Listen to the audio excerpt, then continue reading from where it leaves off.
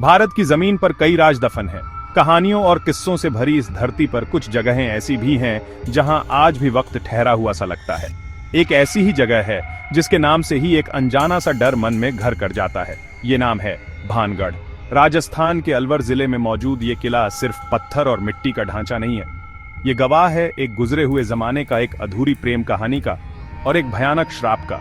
लोग इसे भारत का सबसे भुतहा किला कहते हैं। यहाँ की हवाओं में सिर्फ धूल नहीं बल्कि अनगिनत कहानियां तैरती हैं। कहानियां जो आपको सोचने पर मजबूर कर देंगी कि जो दिखता है क्या वही सच है। कहते हैं कि सूरज ढलते ही यहाँ एक अजीब सी खामोशी छा जाती है। वो खामोशी जो किसी आने वाले तूफान से पहले होती है। दिन के उजाले में जो किला पर्यटकों से गुलजार रहता है, रात के अंधेरे में वो एक वीरान और डरावनी भूल भुलैया में बदल जाता है, जो आज भी इन खंडहरों में दफन है। आज जो किला वीरान और भुतहा कहलाता है, एक जमाने में वो शान और शौकत का प्रतीक हुआ करता था। भानगढ़ की कहानी शुरू होती है 16वीं शताब्दी में। इसे आमेर के राजा भगवंत दास ने अपने छोटे बेटे माधो सिंह के लिए बनवाया था। माधो सिंह अकबर के दरबार में मनसबदार थे। राजपूताना की तलवारों की खनक उस दौर की पहचान थी। अरावली की पहाड़ियों के बीच बसे इस शहर की खूबसूरती और सुरक्षा मशहूर थी। चारों ओर मजबूत दीवारें थीं, अंदर आलीशान महल था, हवेलियां थीं और बाजार थे। भानगढ़ एक पूरा शहर था। 300 से ज्यादा घर थे, कई भव्य मंदिर थे और एक शाही महल था। ये शर्त गुरु बालू नाथ ने रखी। वे पास की पहाड़ी पर तपस्वी थे। उन्होंने कहा, किले की परछाई उनकी तपस्या स्थली पर नहीं पड़नी चाहिए। यदि ऐसा हुआ तो शहर तबाह हो जाएगा। राजा ने मान लिया और महल की बनावट वैसी करवाई कि परछाई कुटिया तक न पहुंचे। पीढ़ियों तक शर्त निभाई गई और भानगढ़ फलता फूलता रहा। लोग शांति और समृद्धि में जीवन बिता रहे थे। अनजान की किस्मत में क्या लिखा है। एक दिन वह परछाई तपस्वी की समाधि पर जा पड़ी। एक छोटी सी भूल ने पूरे शहर के भविष्य पर सवालिया निशान लगा दिया था। भानगढ़ के इतिहास में एक नाम ऐसा है जिसके बिना यहाँ की कहानी अधूरी है। वो नाम है राजकुमारी रत्नावती का, राजा छत्र सिंह की बेटी। रत्नावती सिर्फ एक राजकुमारी नहीं थी बल्कि वो सुंदरता की एक मिसाल थी। कहते हैं कि उसका रूप ऐसा था कि चांद भी शर्मा जाए। उसकी आंखें गहरी झील जैसी थीं। उसकी मुस्कान किसी भी दिल को मोह लेती थी। उसकी खूबसूरती के चर्चे भानगढ़ से बाहर तक फैल गए थे। कई राजकुमार, कई राजा उससे विवाह करने के सपने देखते थे। रत्नावती सिर्फ सुंदर ही नहीं थी, वो गुणी थी और बुद्धिमान भी। 18 साल की हुई, शादी के प्रस्ताव आने लगे। हर तरफ उत्सव का माहौल था।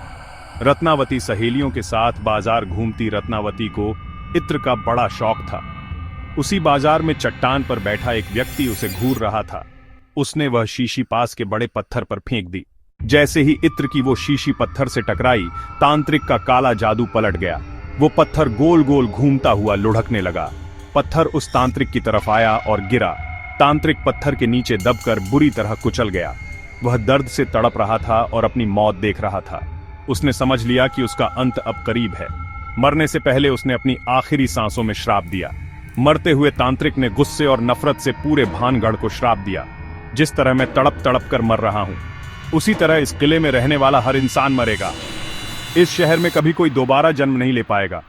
यहाँ की सारी आत्माएं हमेशा के लिए भटकती रहेंगी, उन्हें कभी मुक्ति नहीं मिलेगी। उसका श्राप हवा में गूंज उठा और भानगढ़ के हर कोने तक पहुंचा।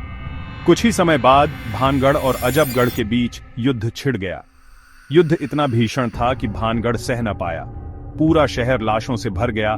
गलियों में खून की नदियां बहने लगीं। एक ही रात में भानगढ़ एक जीती जागती रियासत से भूतिया खंडहर बन गया। एक श्राप जिसने एक पूरे शहर की तकदीर हमेशा के लिए बदल दी। तांत्रिक के श्राप और युद्ध की विभीषिका के बाद भानगढ़ पूरी तरह से वीरान हो गया। जो कुछ लोग उस कत्लेआम से बच भी गए थे, उन्होंने डर के मारे वो जगह हमेशा के लिए छोड़ दी। धीरे धीरे समय बीतता गया और प्रकृति ने उस शहर को अपनी गोद में लेना शुरू कर दिया। आलीशान महलों पर घास उगाई, झाड़ियां उग गईं, दीवारों में दरारें पड़ गईं, छतें ढह गईं। एक समय जो शहर अपनी भव्यता के लिए जाना जाता था, अब वो सिर्फ एक खंडहरों का ढेर बनकर रह गया था।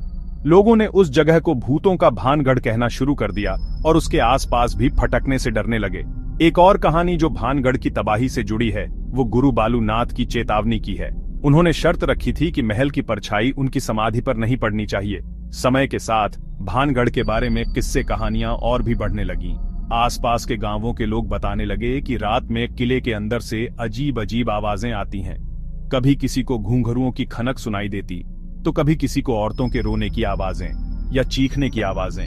कुछ लोगों ने तो यहां तक दावा किया कि उन्होंने रात में किले के अंदर परछाइयों को घूमते हुए देखा है।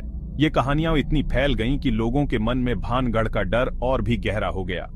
वो मानने लगे कि यह किला सच में शापित है और यहाँ बुरी आत्माओं का वास है जो किसी को भी जिंदा वापस नहीं आने देती।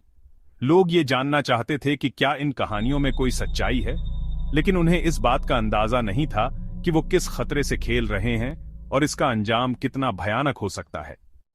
आज अगर आप भानगढ़ जाएं, तो दिन के उजाले में ये आपको किसी भी दूसरे ऐतिहासिक किले जैसा ही लगेगा।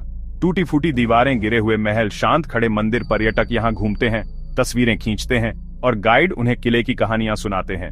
आप जौहरी बाजार की उन गलियों से गुजर सकते हैं जहां कभी दुकानें सजती थीं। आप उन मंदिरों के दर्शन कर सकते हैं जहां कभी घंटियां बजती थीं। आप उस शाही महल के खंडहरों को देख सकते हैं जहां कभी राजकुमारी रत्नावती रहा करती थी। सब कुछ शांत और स्थिर लगता है, जैसे समय यहीं थम गया हो। लेकिन जैसे जैसे सूरज ढलने लगता है, माहौल में एक अजीब सा बदलाव महसूस होने लगता है। हवा ठंडी हो जाती है और एक अनकही खामोशी चारों तरफ पसर जाती है। दिन में चहचहाने वाले पक्षी शांत हो जाते हैं और बंदरों की टोलियां भी अपने ठिकानों की ओर लौट जाती हैं।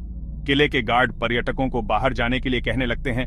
ये वो वक्त होता है जब भानगढ़ का दूसरा अंधेरा चेहरा सामने आने लगता है। भानगढ़ का रहस्य सिर्फ लोक कथाओं और किंवदंतियों तक ही सीमित नहीं है। इस जगह की गंभीरता का अंदाजा आप इस बात से लगा सकते हैं कि भारतीय पुरातत्व सर्वेक्षण ने भी यहाँ कुछ नियम लागू किए हैं। ASI देश की ऐतिहासिक धरोहरों की देखभाल करती है। भानगढ़ किले के मुख्य द्वार पर आपको ASI द्वारा लगाया गया एक बोर्ड मिलेगा, जिस पर साफ साफ लिखा है, सूर्यास्त के बाद सूर्योदय से पहले भानगढ़ की सीमा में प्रवेश करना सख्त वर्जित है। ये चेतावनी किसी और ऐतिहासिक स्थल पर देखने को नहीं मिलती। ये सरकारी बोर्ड अपने आप में कई सवाल खड़े करता है। आखिर ASI जैसी वैज्ञानिक सोच रखने वाली संस्था को ऐसा बोर्ड लगाने की जरूरत क्यों पड़ी? क्या इसके पीछे सिर्फ जंगली जानवरों का खतरा है या फिर कोई और अनकहा कारण है जिसे आधिकारिक तौर पर स्वीकार नहीं किया जा सकता? स्थानीय गार्ड और कर्मचारी दबी जुबान में बताते हैं कि ये नियम सिर्फ सुरक्षा के लिए नहीं है। उन्होंने खुद कई बार रात में ऐसी अजीब घटनाएं महसूस की हैं जिन्हें वो समझा नहीं सकते। कई समाचार पत्रों ने भानगढ़ के इस रहस्य को उजागर करने की कोशिश की है। कई टीवी चैनलों ने भी ऐसा ही किया है। पैरानॉर्मल इन्वेस्टिगेटर्स ने यहां रात बिताई। एडवेंचर सीकर्स ने भी कोशिश की। भानगढ़ का ये बोर्ड इस बात का जीता जागता सबूत है कि कभी कभी विज्ञान और तर्क के परे भी एक दुनिया मौजूद होती है जिसे नजरअंदाज नहीं किया जा सकता। भानगढ़ से जुड़ी सबसे ज्यादा डरावनी कहानियां उन लोगों की हैं जिन्होंने ASI की चेतावनी को नजरअंदाज किया। कई ऐसे किस्से मशहूर हैं जहां कुछ लोगों ने रात में किले के अंदर रुकने की कोशिश की और फिर उनका कुछ पता नहीं चला। एक मशहूर कहानी 3 दोस्तों की है जो ये साबित करना चाहते थे कि भूत प्रेत कुछ नहीं होते। अगली सुबह उनमें से 2 कभी वापस नहीं लौटे। तीसरा जो मिला वो अपनी मानसिक संतुलन खो चुका था और कुछ भी बताने की हालत में नहीं था। ऐसी कहानियों ने भानगढ़ के खौफ को और भी बढ़ा दिया है। स्थानीय लोग बताते हैं कि रात में किले से आने वाली आवाजें और भी साफ हो जाती हैं। वे कहते हैं कि बाजार वाले इलाके से आज भी वैसा ही शोर आता है जैसा एक चलते फिरते बाजार से आता है, जबकि वहां कोई नहीं होता। शाही महल से औरतों के हंसने, गाने और रोने की आवाजें सुनाई देती हैं। कुछ लोग तो राजकुमारी रत्नावती की आत्मा को महल की सबसे ऊपरी मंजिल पर देखने का दावा भी करते हैं। उनका कहना है कि आज भी वो तांत्रिक सिंघिया से बचने के लिए मदद की गुहार लगा रही है। ये कहानियां सुनने में फिल्मी लग सकती हैं, लेकिन यहाँ के लोगों के लिए ये एक जीती जागती हकीकत है। एक और अजीब घटना जो यहाँ अक्सर होती है वो है अचानक से इत्र की खुशबू का आना। कई पर्यटकों और स्थानीय लोगों ने ये अनुभव किया है कि किले के कुछ हिस्सों में, खास तौर पर बाजार वाले इलाके में, अचानक से बहुत तेज और मीठी इत्र की खुशबू आने लगती है और फिर गायब हो जाती है। लोग इसे राजकुमारी रत्नावती से जोड़कर देखते हैं, जिसे इत्र का बहुत शौक था। कुछ लोग इसे एक अपशगुन मानते हैं, एक चेतावनी कि आप गलत जगह पर आ गए हैं और आपको तुरंत वहां से चले जाना चाहिए। रात का अंधेरा भानगढ़ के इन सभी राजों को अपनी चादर में लपेट लेता है और सुबह होने तक के लिए एक रहस्यमयी खामोशी छोड़ जाता है। तो क्या है भानगढ़ का सच? क्या ये सिर्फ इतिहास, कहानियों और इंसानी डर का एक मिश्रण है, या फिर यहाँ सच में आत्माएं भटकती हैं? इस सवाल का कोई एक जवाब नहीं है। विज्ञान और तर्क शायद यही कहेंगे कि ये सब मन का वहम है। अंधेरे, वीरान खंडहर और उनसे जुड़ी डरावनी कहानियां मिलकर हमारे दिमाग में एक डर पैदा कर देती हैं और फिर हमें हर आहट में किसी भूत का साया नजर आने लगता है। एएसआई द्वारा लगाया गया वो चेतावनी बोर्ड क्यों है? उन लोगों का क्या हुआ जो रात में यहां रुके और फिर कभी वापस नहीं लौटे? उन अनगिनत लोगों के अनुभवों का क्या? ये हमें सोचने पर मजबूर करते हैं कि हमारी समझ और विज्ञान के दायरे से परे भी बहुत कुछ है।